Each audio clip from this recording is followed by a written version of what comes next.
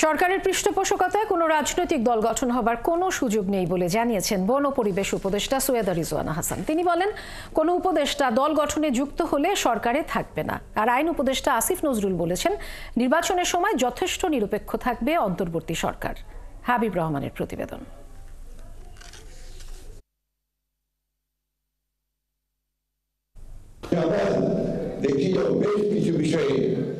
গেল কয়েকদিন ধরে কিংস পার্টি কিংবা ছাত্রদের নতুন রাজনৈতিক দল গঠন নিয়ে রাজনীতির মাঠে চলছে নানা আলোচনা সমালোচনা। শিয়া বাটার ও ভিটামিন ই সমৃদ্ধ lily glam beauty soap. Lily, always beautiful.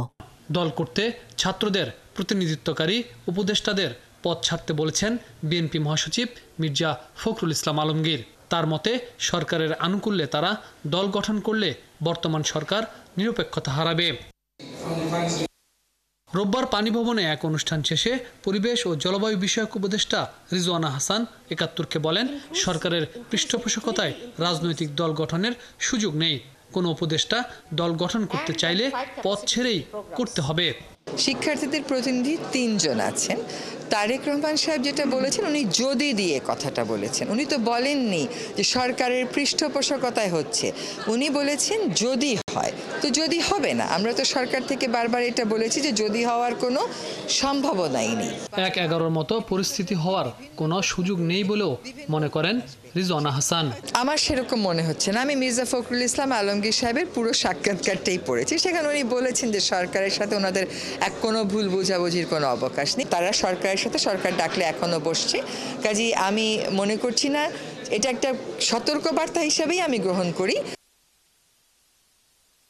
এদিকে সচিবালয়ে আইন উপদেষ্টা আসিফ নজরুল বলেন, উপদেষ্টা পরিষদ পরিবর্তনের কোনো খবর নেই। নিরপেক্ষ সরকার নিয়ে বিএনপি যে দাবি তুলেছে, জয়েন করার পর থেকে শুনতেছি হবে উপদেষ্টা চেঞ্জ হবে, সেই হবে, সেরকম কোনো আলাপ হয়নি। ভবিষ্যতে হতে পারে, কিন্তু কোনো রকম সুনির্দিষ্ট এজেন্ডা ভিত্তিক বা গুরুত্ব দিয়ে এই ব্যাপারে কোনো আলোচনা হয়নি, এটা আপনাকে নিশ্চিত করতে পারি।